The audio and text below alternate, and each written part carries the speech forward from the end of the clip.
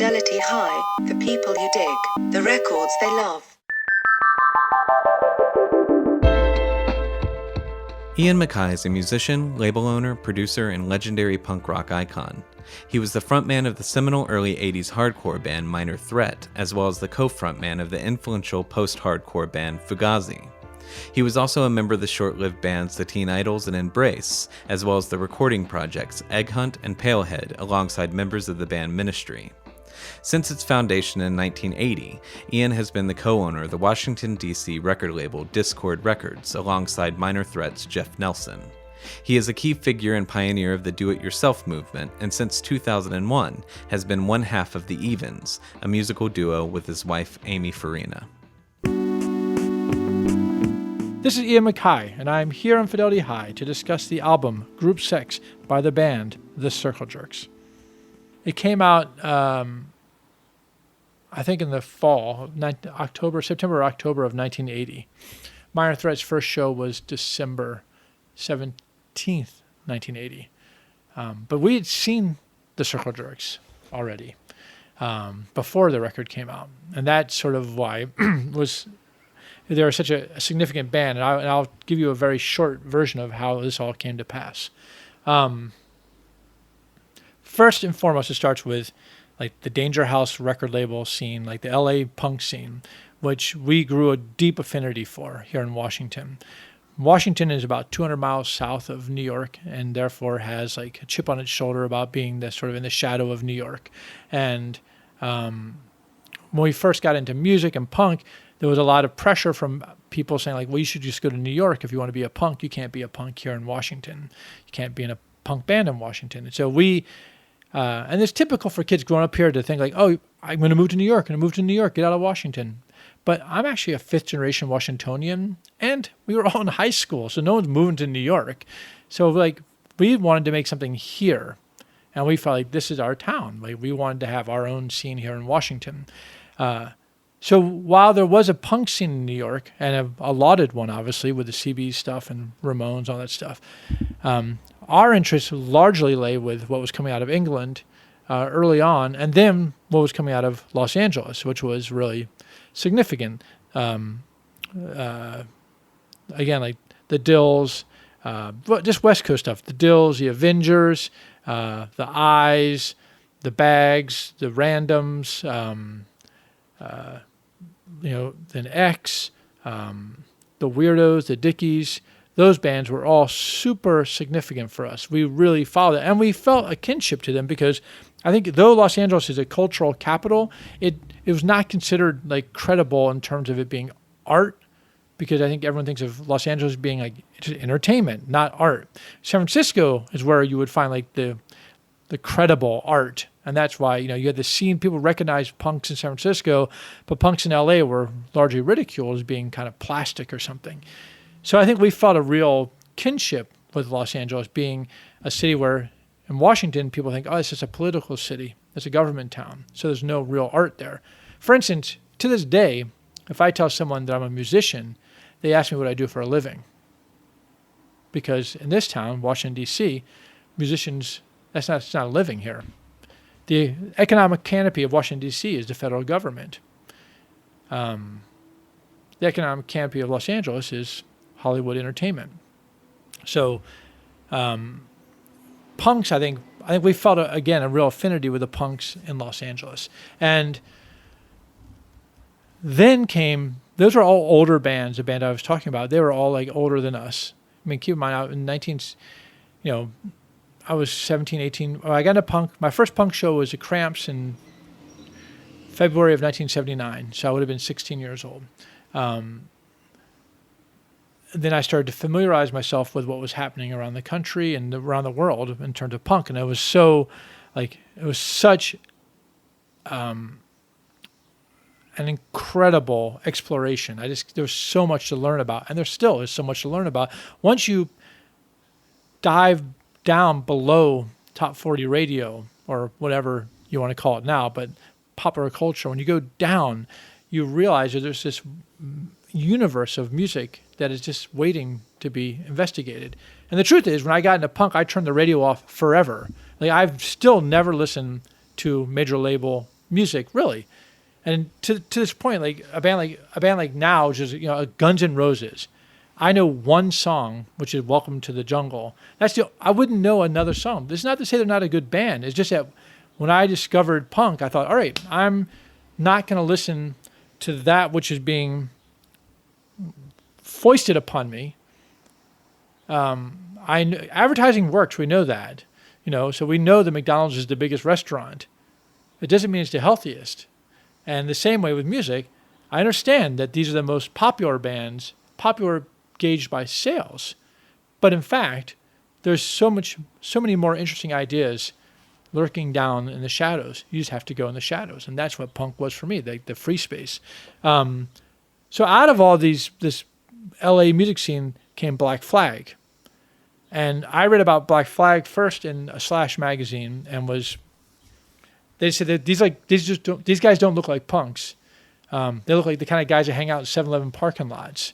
And that resonated because I also was sort of the mind that we didn't need to dress up like peacocks. That seemed kind of fashion-y or something. I didn't believe in punk in terms of it being like a nihilistic or self-destructive practice, So I think that there was a lot of there's a lot of stigma attached to it, or like the ridiculing of punk was that if these people are cutting themselves with razor blades and drinking glasses of spit and whatever. That was not who I or my friends were. We were just different people. And in fact, the term hardcore in our mind arose from this desire to differentiate ourselves from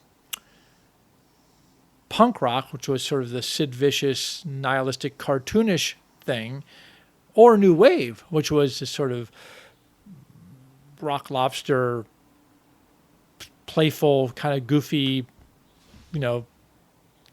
small tie, polka dotty kind of thing. We didn't want to be either one of those things. One would seem too safe and the other one seemed too stupid. We felt like we were kids who were legitimately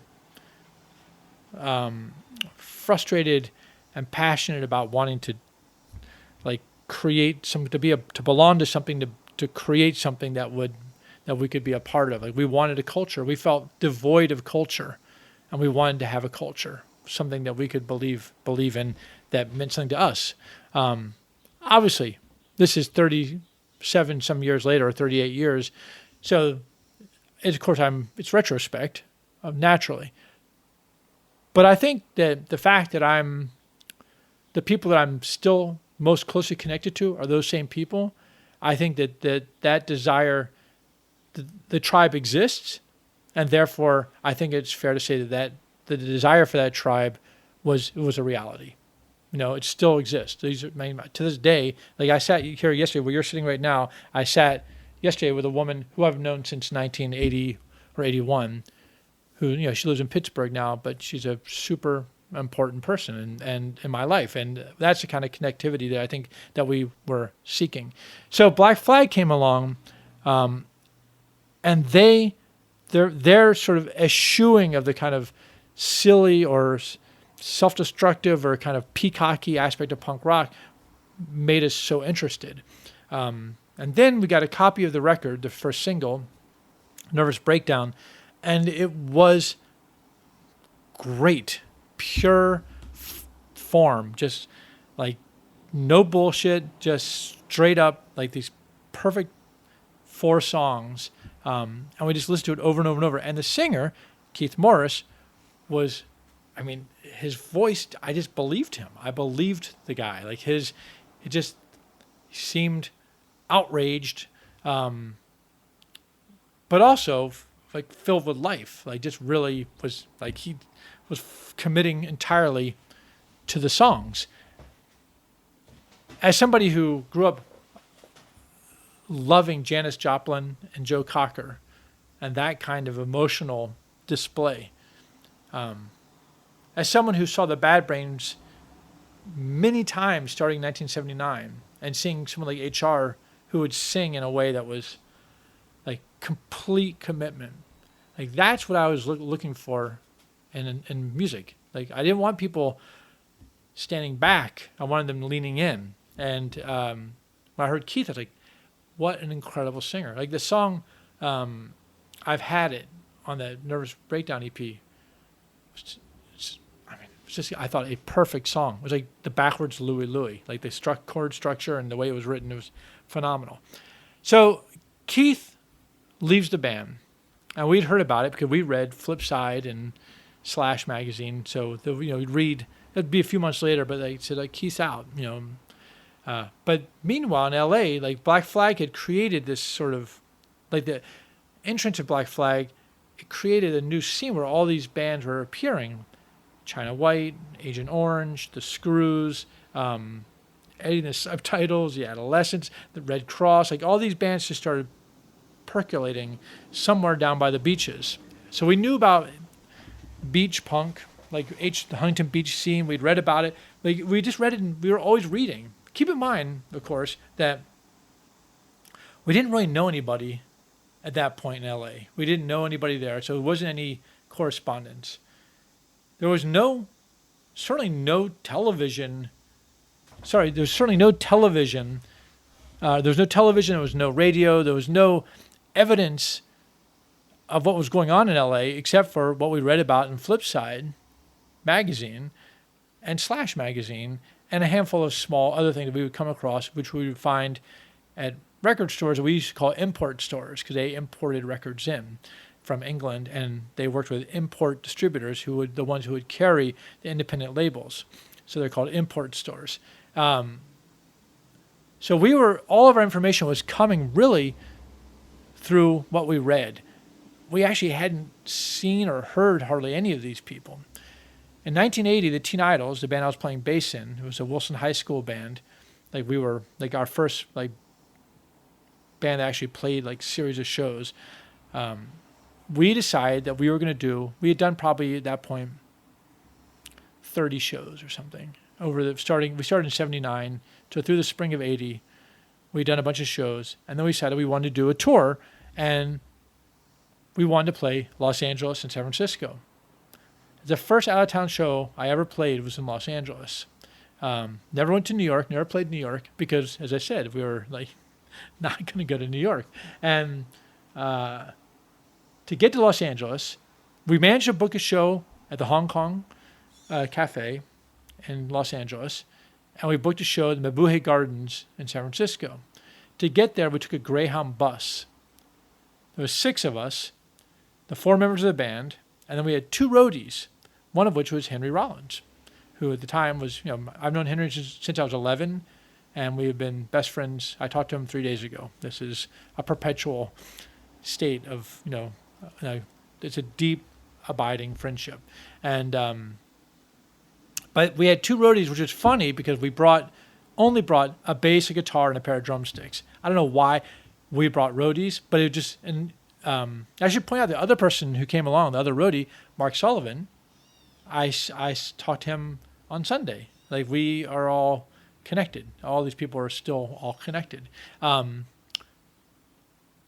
we played our first show in Los Angeles at the Hong Kong. And when we got there, the first thing we did was try to find Black Flag. We wanted to see them. We wanted to meet them. But we heard that, Keith was out of the band. He had a new band. And we never could find them. We went around. We didn't have we arrived at a bus station, the Greyhound bus station in Los Angeles. The only thing we brought with us was a phone number for a woman who I met backstage at the X show here at the 930 Club. And she said, yeah, you can stay with me. And she gave me her phone number. And I called. It was disconnected. And I had no plan B. We were just standing at the bus station. I ended up calling my great uncle, my grandmother's brother, out of the blue and said, hey, can I, along with my 5 friends, stay at your house for 10 days? And can you come get us from the bus station? And he had a small Carmen Ghia or something, or a small VW. So he could only pick up 2 of us and the guitars, and everybody else had to take a bus, and he lived in fucking Pasadena. So anyway, we just wandered. We went to, we'd heard about punk places, we'd heard about these like locations. There's a band called Red Cross who play a role in the Circle Jerk story. They had a song called Standing in Front of Poser. So we went to Poser because we thought like this must be a cool shop, but it was just some dumb fashion store.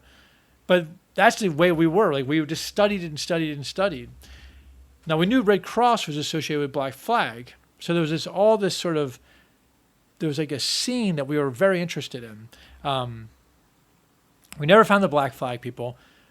We also were looking for the germs. We looked everywhere for Darby.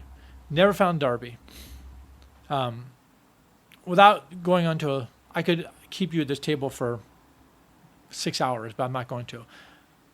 So we took a bus up to San Francisco where we were going to play a show opening for the Circle Jerks, Flipper and the Dead Kennedys and the Mabuhay Gardens. We had an opening slot. We were very excited because the Circle Jerks, this is the July of 1980, the Circle Jerks, maybe in August, but that was Keith Morris's band. He had left Black Flag. He had a new band called Circle Jerks. The guitar player was Greg Hetson, who was part of Red Cross.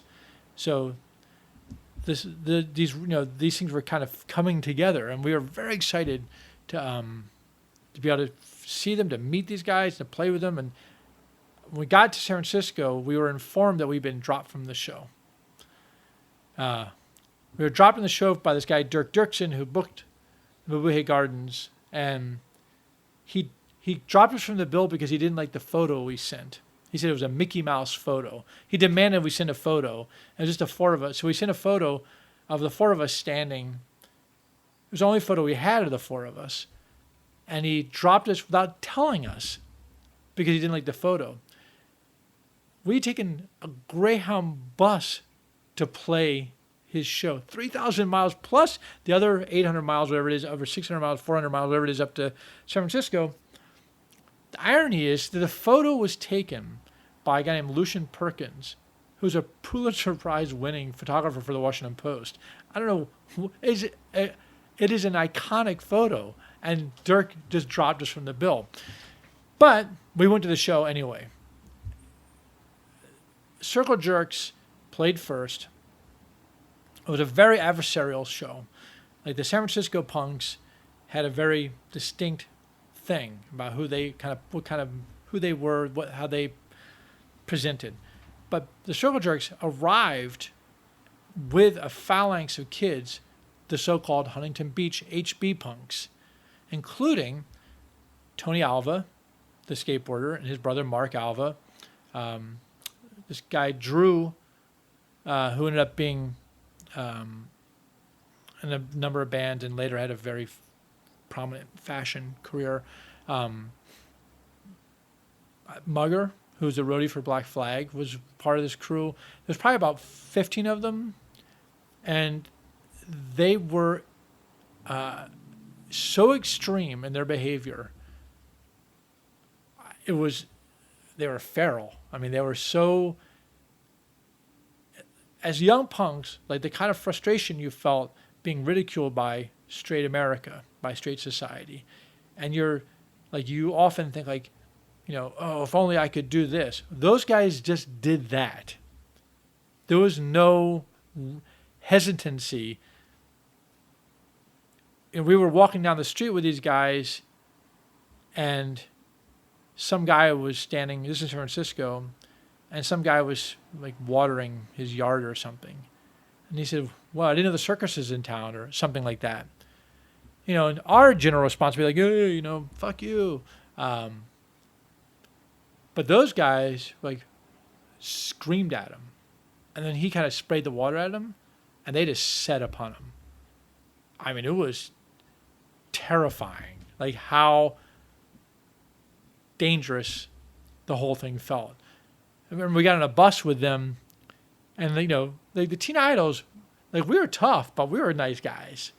We didn't use drugs, we didn't drink, and we didn't steal. That was a big deal because we always felt like we present as being so. Everyone thought, oh, you're going to steal from me, like you go to stores, but we didn't do graffiti, we didn't do vandalism. We were like, we're nice guys, but you are judging us on the way we appear. So I remember we took a city bus in San Francisco, and we got on the bus, and we dutifully put our 40 or 50 cents into and then they got on, they said, oh, we're not paying. Like 20 of them, or not 20, 10 of them got on the bus behind us. We're not paying. And I thought, oh my God, this someone's gonna go to jail. And the driver's like, whatever. Like they're too scary. So it was a very heady experience to meet them. And then when the Circle Jerks played, the band they were incredible.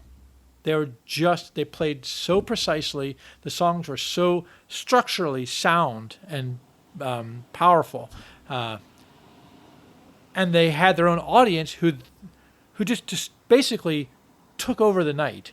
That's the first time I ever saw a stage dive, like a actual deliberate stage dive. And they did the thing they called it the crawl, the creepy crawl, or the skank, which was very much like this little figure here, which was drawn by Sean. What was her last name? The woman who did those illustrations, Sean Carey. But there's this little skanking dude that was associated with it. But that's pretty much, that was the guys. And you'll notice, if you look at the record, on the illustration, you'll notice that on the combat boots, this little skanking illustration is wearing spurs. And that's the first time we ever saw that. They were wearing spurs on the back of their boots and jumping into the crowd. So they were like pretty hectic. They were wearing bandanas. And it was a presentation and a style so... it left a deep impression. Now, we were from D.C., so we had our own form, our own style, our own presentation. And they recognized that. They're like, who are you guys? Because we were clearly not from San Francisco. The six of us, had our own presentation, and they could tell we had and the other thing, we had our own way of dancing. And that's the thing that was interesting about early punk rock, is it was super regional, because there was no national radio or video or TV or computer, anything like that. So people had to develop their own styles. You don't know. I mean, everyone knew what the pogo was, but otherwise you didn't know. And there was a period of time for a couple of years in the early 80s where I could tell you where somebody was from based on the way they were dressed or the way they danced. I could say, oh, that kid's from Boston. Oh, that kid's from Detroit. You could just tell by the way they dance. There's certain styles. And so we became really good. We connected with these LA guys because they said, like, oh, you're not San Francisco. And we said, you're definitely not San Francisco. And of course, Tony Alva, we were all not all of us, but most of us in the band were skateboarders. So we were huge. We knew who Alva was. It was, it was great to meet him. That's the first time I ever met the guy, was at a Circle Jerk show. Flipper were also great. Dead Kennedys were great. Circle Jerks, Keith was pretty much everything, the singer, pretty much everything I would have imagined. He was so powerful as a front person. And Greg Hedson, the guitar player, he's just a year older than us. And at that time, he's like a kind of a nerdy, almost like a mod kid, wearing a pea coat and drinking an orange soda. They just dressed like regular kids. There was no peacock in it. There was no weird punk orthodoxy. They were just bringing this form, like this pure form of music, like right to the stage. We ended up actually playing the next night. The next day they played another show with the Mentors at a place called the Savoy, Tivoli, and we went to that show. We all got in as our roadies. They had like so many roadies. We each carried one person would carry a guitar, and the other one would carry the guitar case. But we all went to see that show. And then that evening we played, Dirk Dirksen from the Mabuhay Gardens let us play at a New Wave night. It was just us and a bunch of really lame-o band. But all those LA punk guys came to our show. And they were like, they couldn't believe how fast we were. I mean, we should have played that other show. It would have been great. We were staying at Damage magazine, which was a music paper, and they shared a space with Target Video. And the next day, the Circle Jerks and a bunch of those HB kids came to be interviewed by Damage, and we were there. We were staying there, so we were there for the interview. And in fact, the editor of the magazine wanted to take pictures of them and didn't have a camera, but we had a camera. So he took photos of them using our camera. he kept the film and promised he'd send it back, and he never did. So we lost all of our pictures. But we spent time with him, and it was very, very important. So we came back from that trip. It was just so clear, like, all right, now this is where we're, like this. We came back heavily influenced by what we had seen there. And, a lot of it was, we came back, there was certainly things got a lot more aggressive. And kids in Washington started wearing bandanas and spurs and that sort of thing. So exciting. Minor Threat, that was the Teen Idol. So then when we came back, the Teen Idols on that trip pretty much was sort of the end of, like, the guitar player, Jordy, was like, I'm done. He was younger than us, but he was just done. I really wanted to sing because I've been writing most of the lyrics and most of the songs, or many of the songs. So I said to Jeff, like, in this new band, I actually want to sing. And I started working on songs. So I wrote, like, Straight Edge, and I wrote those things at the end of that summer. And I knew, like, the form, I just knew that, like, how I want things to sound. When the Circle Jerks record came out, Group Sex came out, it was sort of like, yeah, that is the perfect record. 14 songs, 15 minutes, 14 or 15 minutes. Each one geometrically perfect, just like shaped and just delivered, and just no fuss, no muss, just getting it out there. It's interesting. The lyrics, they're a little puzzling for me because they spoke to a world that I'm not a part of. Like, so there's a lot of drug stuff and sex stuff that we just this wasn't part of what we were doing. And we also, there's a lot of the kind of elements that Keith was writing about, or whoever was writing these lyrics. They were obnoxious lyrics, but but I think that the idea was that it was a code for the underground, for, like, that we are seceding from the nation, like, we're seceding from the cultural nation, and this is the kind of language we use, some of which is, exaggerated, of course, but it's the idea is to say that I'm in opposition, like, deny everything, like the song says. It was very interesting to hear. They did two songs that are associated with Black Flag. One was Wasted, which was on the Nervous Breakdown EP, the Black Flag records. But it was a different, they took the words and put it to a different music. The other song was, was it Don't Care? What's it called? Don't Care? Yeah, Don't Care, which is actually the same riff as the Black Flag song. Although that song had not been released, as I recall, they didn't release it. Black Flag released it with their second singer, Ron Reyes, and it was Chuck Dukowski singing it, and basically singing it as a hate song to Keith for stealing the song. You hear that song, it's called "You Bet We Got Something Personal Against You." The Group Sex record, everything about it, the cover was powerful. It shows a photo of a bunch of punk kids. It's a little abstract. They're, looking up at a camera. It's taken, say, maybe from a roof of a van or from a balcony or something, and they're all looking up. And you see it's like a tribe of people, and they're recognizable by the kind of the attitude. And but it's because it's abstract, you can't actually recognize anybody. So I spent a lot of time looking at this photo, trying to figure out, like, is that one of the guys I met? Like, I'm pretty sure the guy who's front and center, who looks like he's giving the finger to the camera, I'm pretty sure that's Mike Brinson, who is also known as X-Head, who was featured in the Decline of the Western Civilization movie. But I would actually love to see the actual photo. I don't think I've ever seen the actual photo.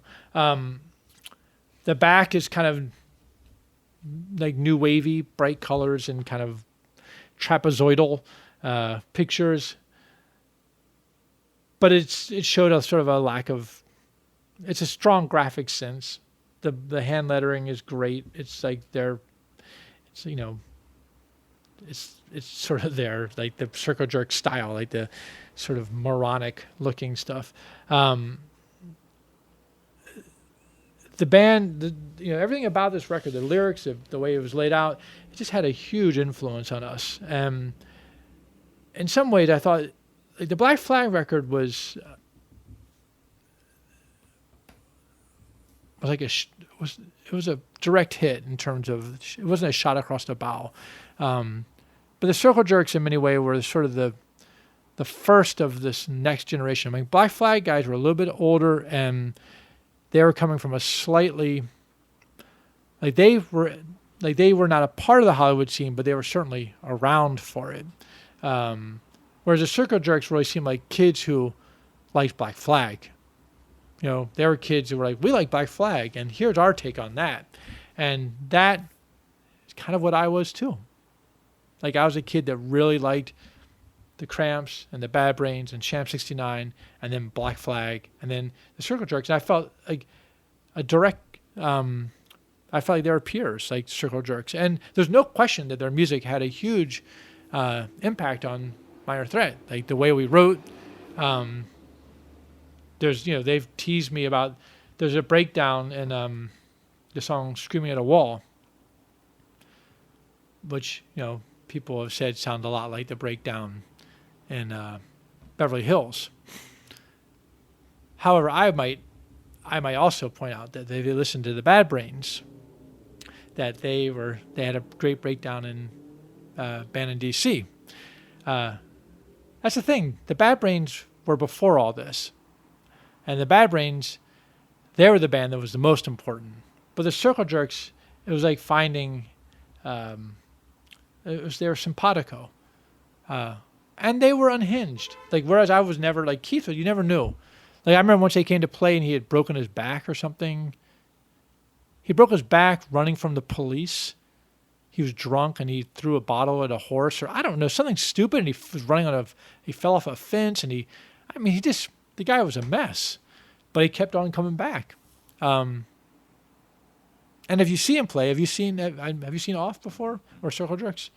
I mean, the later era Circle Jerks, for me, had they stopped at this moment, it would have been perfect and perfectly unimpeachable, because it was like a perfect drop it was just a perfect expression. Like, it captured exactly that moment.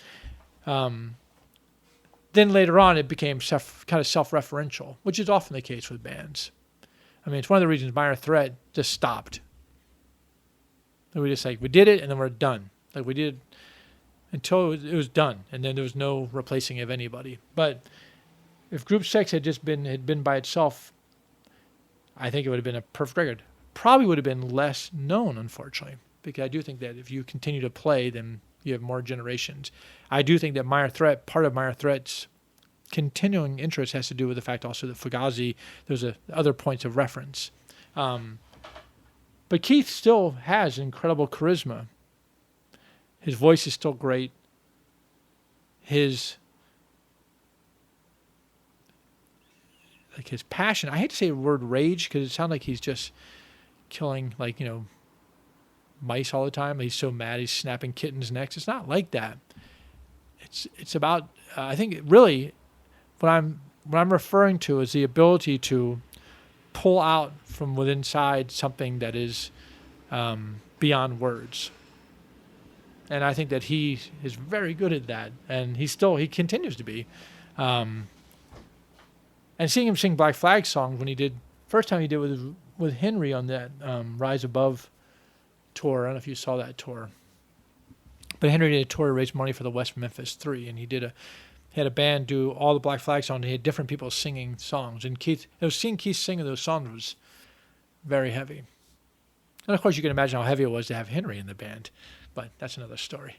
So when I was asked about this, talking about a record that was significant to me, my original thinking, I started thinking I would do Woodstock, because that was a huge record for me. Woodstock or Double Live Gonzo, Ted Nugent, which I wore that thing out, or Sham 69's Tell Us the Truth, or the Sex Pistols, or all these different things.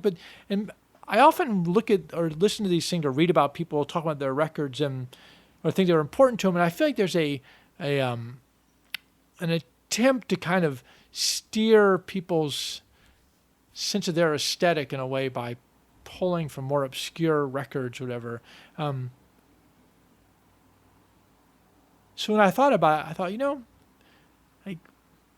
like I think you had, it had been mentioned that Keith had done a record. I think he did Alice Cooper or something. And I understand that. But I thought, that Circle Jerks record, that was an important one.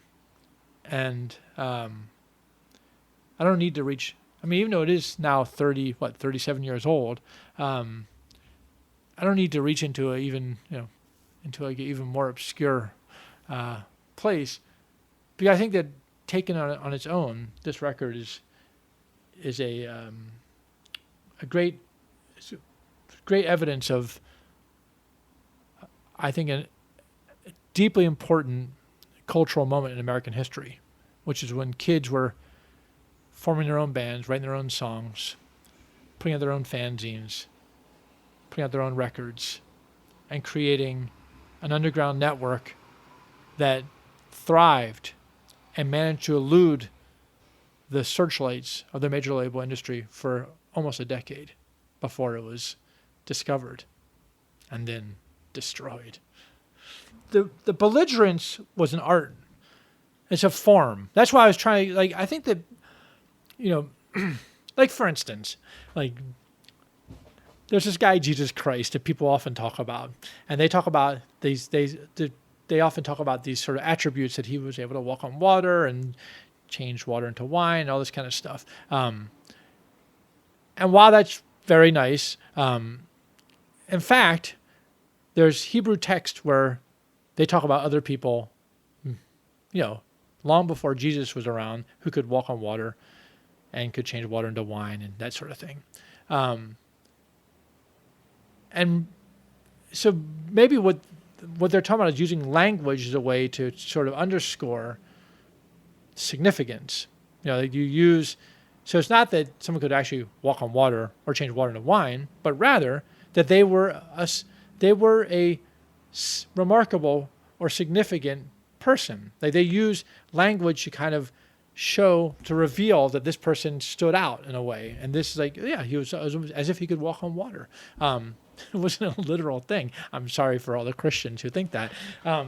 But of course, this being my opinion. But so I think a lot of the language that Keith employed was a belligerence. It was like a way of sort of setting themselves off from normal society. Los Angeles was a conformist, probably is to some degree, a conformist culture, like the rest of the United States. But there's a certain kind of, in Los Angeles, there's a certain kind of culture, especially in the 70s. So talking about things in a way so profanely or so off the cuff or just so, smashing, breaking bottles, all that stuff, it was scaring the crap out of straight society.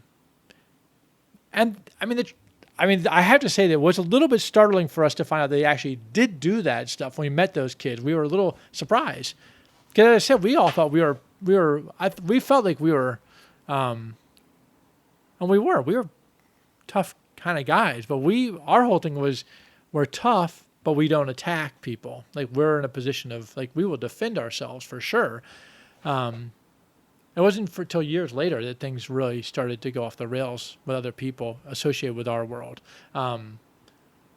Still, seeing the band, I did take these lyrics tongue in cheek for the most part. Some of them were a little intimidating, frankly.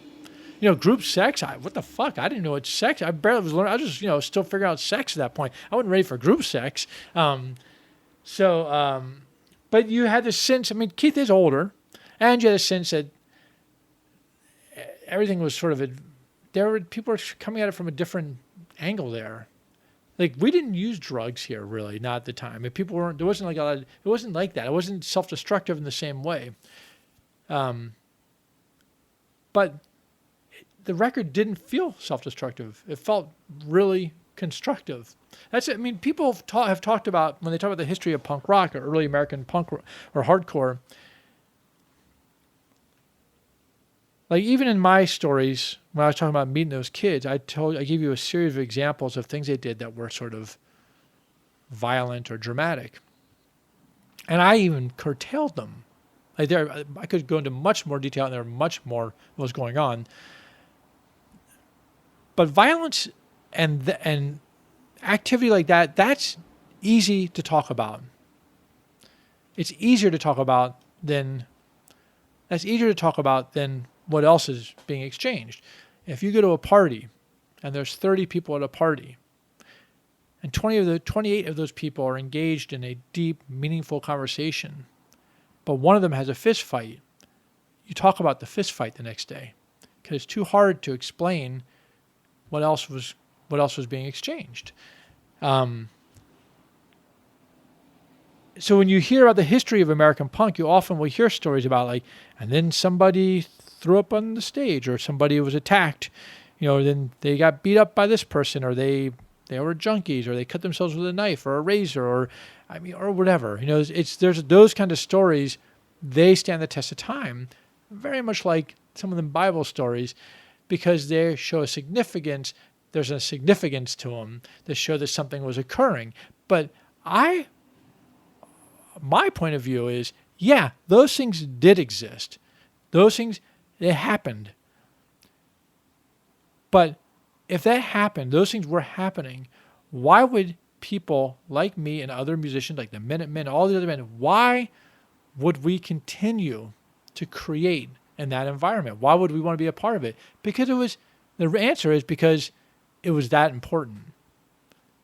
We were construction workers. We were making something. And we understood that there were things on the edges that were painful or embarrassing or whatever, or we just had to contend with. But it didn't matter, because we knew that this was too important. Like, you're sitting in a house right now that, it's probably the sole remaining American punk group house from the early 80s. But the Minutemen wrote songs in the basement here. Black Flag stayed here. The Circle Jerks were here. DOA stayed here. This is SSD Control, the Necros, 7 Seconds. Everybody came through this house. It was important. And that's why we put up all this nonsense.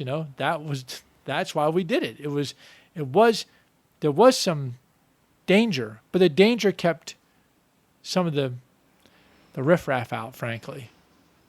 We were comfortable with the danger to some degree. And I think the Circle Jerks they offered up a vision of a suburb that had gone insane, which I think was sort of their idea, And they were, I should just point out also, great players, super identifiable, like Lucky and Roger. Like, Lucky's drumming is unlike any other drumming on any records at that time. Roger's bass playing was just so in the pocket. And Greg's guitar stuff, again, is so geometrically sound, like these perfect shapes. Really, very interesting music. True folk music. Indigenous people singing about their lives, the world around them, with a sort of social or political bent, speaking and singing those songs to people in that same community who are looking for a reassurance or a resonance. It's a really mysterious record. There's a lot going on here that I would love to sit down with Keith and really get into it with him, although I don't know if he probably would remember. But for instance, the song Back Against the Wall, which is unlike any other, like at that time, that song was so different, almost like a reggae-ish kind of approach. There's another LA, I think this was a lift. I think they stole that riff from the Flesh Eaters. You might do some research on that. Mm-hmm. But I think there's a song that has that same sort of riff, and I think maybe they stole those songs. I don't know how. I have no idea how they wrote these songs. Of course, I like to think that they just got together and they just sprang forth. But they might have just been hearing stuff. They might have just been hearing it and stealing it. I don't know. They definitely stole 2 Black Flag ideas, right? I mean, Keith might argue that he wrote the lyrics, but, still, I would never have done that. But I don't ever steal. Like, there's no question I'm influenced. I mean, Minor Threat was certainly influenced by Black Flag and the Circle Jerks. There's no question about that. But I would never, ever listen to a song like, okay, I'm just going to change one little bit and steal this song. I would just put it into my diet, and that's just what comes out the other end, right? That's how I looked at it. I know with Minor Threat, one thing we were recording that we were really one concept that maybe had been somewhat influenced by the Circle Jerks was the idea of making the bass sound like it was part of the guitar, that just sort of moving with the guitar at all times. So you didn't have like a counterpoint so much. It was just sort of, if you listen to the first Minor Threat record, it's very much like the guitar and bass are one sound, drawing this like strong, fundamental shapes of which then I could sing against. But I mean, anyway, so no question I was influenced, but I can't say that I ever stole anything. I'd love to talk to those guys about all this stuff, honestly. I mean, I'd be curious where they got their songs from. I'd like to know more about. And I will say, it's true that like with the lyrics, like songs about like, nuclear war, like I never wrote about that stuff. It just seemed comic booky to me. I was trying to sing about being a kid. I thought that will spring eternal. Because that's what I felt like that was the situation. Like I was a kid trying to figure out what it was to be like about what was happening in life. Like it's like when you first start, like I think when you're really young, you don't really spend a lot of time thinking about what you're doing. You're just doing it and having a nice time, hopefully. But then when you become like a teenager, you actually start thinking about like, well, what's the deal? What is this? And that's what I was writing about. And while I can't necessarily say that Keith in this record, he's not very self-reflective lyrically. The emotion of the record seems like a good reflection of him. Behind the Door, the lyrics of that actually is that does seem like that. Of course, you got to remember that, when you write, there's transmission and reception. So people often ask me what a song is about. And I could tell them, and maybe they would be impressed, or maybe they'd agree, but usually they're like, oh, I thought it was about this. And I would tell them, well, you're right, because that's the deal with art. Art is created. The people who make something can only control the transmission. But once it's out there, what energizes a form is the reception. So for instance, like a postage stamp with an upside down plane on it, someone might think is a mistake and somebody else might think is like the most valuable stamp in the history of the world or something. That it's just a piece of paper. That's all it is. It's nothing. Organizing sound and then committing that to a piece of plastic, just organizing sound and the way things move, that there's a transmission, but someone else will hear that, and how they hear that, what it means to them, that's their work. So when I heard this song Behind the Door, it really spoke to me like about the mystery of life. Like it's like you're at this sort of moment in life where you don't know what happens next, and that in a way this song, it's a great riff, and I think that the lyric is kind of mysterious and heavy, but someone else might hear it and think it's just stupid, and we're both right. Thanks for listening to Fidelity High. For an extended version of this episode, including songs from the featured artists, please visit fidelityhigh.com.